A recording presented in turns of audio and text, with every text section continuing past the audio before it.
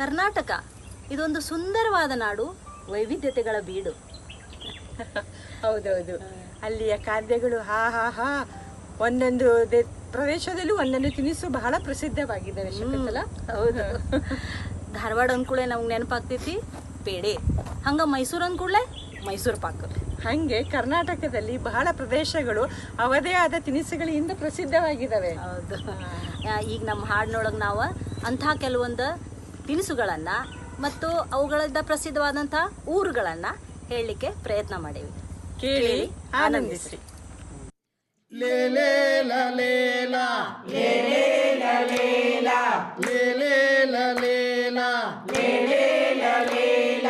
ಧಾರವಾಡದ ಪೇಡ